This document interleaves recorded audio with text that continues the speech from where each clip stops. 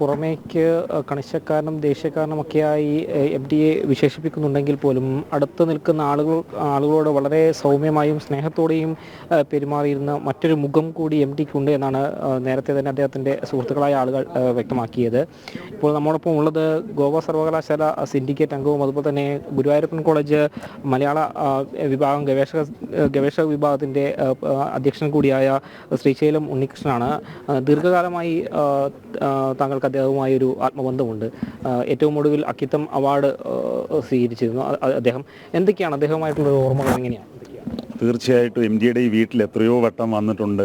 എം.ഡിയോടൊപ്പം എത്രയോ നിമിഷങ്ങൾ, സന്ദർഭങ്ങൾ മനസ്സിലേക്ക് എത്തുകയാണ്.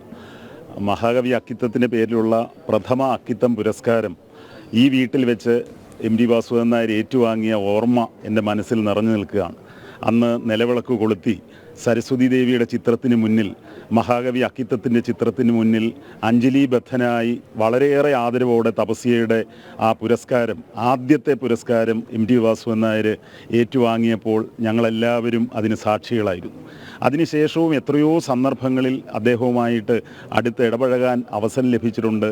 അദ്ദേഹത്തിൻ്റെ അനുഗ്രഹവും വാത്സല്യവും നേടിയെടുക്കാൻ കഴിഞ്ഞിട്ടുണ്ട്.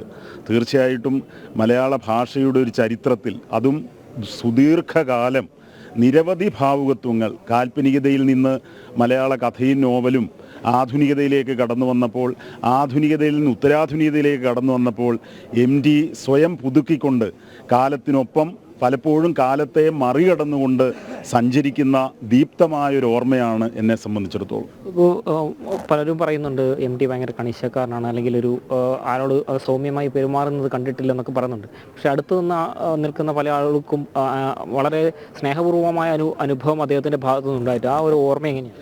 അത് എം.ടി പുറമേ പരുക്കനായിട്ട് നമുക്ക് തോന്നും. പലപ്പോഴും ആളുകളോട് ഇടപഴകുന്ന കാര്യത്തിൽ ലുബ്ധ കാണിച്ചിട്ടുണ്ടെന്നൊക്കെ നമുക്ക് തോന്നും. പക്ഷേ അത് എഴുത്തുകാരൻ്റേതായ വലിയൊരു ധ്യാനാത്മകമായ ലോകത്തിൻ്റെ ഒരാവിഷ്കാരമാണ്. അതല്ലാതെ എല്ലാവരോടും ചെന്ന് സംസാരിക്കുക, എല്ലാ വേദികളിലും ഇടിച്ചു കയറുക, അത്തരത്തിലുള്ള ഒരു രീതിയിൽ നിന്ന് വ്യത്യസ്തമായി കുറേ കൂടി അന്തർമുഖമായി എഴുത്തിൻ്റെ ലോകത്ത് വ്യാപരിക്കുക എന്ന വലിയ യുഗധർമ്മം നിർവഹിച്ച ഒരു എഴുത്തുകാരനാണ്. നമ്മൾ ഒ.വി. വിജയനെക്കുറിച്ചും പറയാറില്ലേ, ചില എഴുത്തുകാരങ്ങനെയാണ്, സമൂഹത്തിൻ്റെ പൊതുധാരയിൽ നിന്ന് അല്പം ഒന്ന് അകന്ന് അവരുടേതായ ലോകത്ത് വ്യാപരിക്കും. അത് ഒരിക്കലും അതൊരു സാമാന്യ നിലയിൽ ഒരു കണിശക്കാരൻ എന്ന നിലയിൽ കാണുന്നതിൽ നിന്ന് വ്യത്യസ്തമാണ്. നേരത്തെ പറഞ്ഞ പോലെ തന്നെ കാലഘട്ടത്തിനനുസരിച്ച് മാറ്റം സ്വയം നവീകരിച്ച് വന്നൊരു എഴുത്തുകാരൻ കൂടിയാണ് എം.ടി. അതുകൊണ്ട് തന്നെയാണ് അദ്ദേഹത്തിൻ്റെ എഴുത്തുകൾക്കൊരു കാലാതീതമായൊരു പ്രസക്തി കൂടിയുണ്ട്. അദ്ദേഹത്തിൻ്റെ എഴുത്തിൻ്റെ ഒരു രീതി എങ്ങനെയാണ്? തീർച്ചയായിട്ടും എം.ടിയെ സംബന്ധിച്ചിടത്തോളം നമുക്കറിയാം, അടിസ്ഥാനപരമായി അദ്ദേഹം കാൽപ്പനികതയുടെ ഒരു ലോകമാണ് ആവിഷ്കരിച്ചത് ഭാഷയിലൂടെ. പക്ഷേ ആ കാൽപ്പനികമായ ലോകം യാഥാർത്ഥ്യത്തിൽ നകന്നൊരു ലോകമല്ല. നമ്മുടെ കാലഘട്ടത്തെയും നമ്മുടെ ചരിത്രത്തെയും നമ്മുടെ ഫ്യൂഡലിസത്തിൻ്റെ വലിയ തകർച്ചയും ഒക്കെ അതിസൂക്ഷ്മമായിട്ട് അനശ്വര കഥാപാത്രങ്ങളിലൂടെ, അനശ്വര മുഹൂർത്തങ്ങളിലൂടെ എം.ടി ആവിഷ്കരിച്ചു എന്ന് മാത്രമല്ല, നിരന്തരമായി പുതുക്കാൻ ശ്രമിച്ചു എന്നുള്ളത് വലിയ കാര്യമാണ്.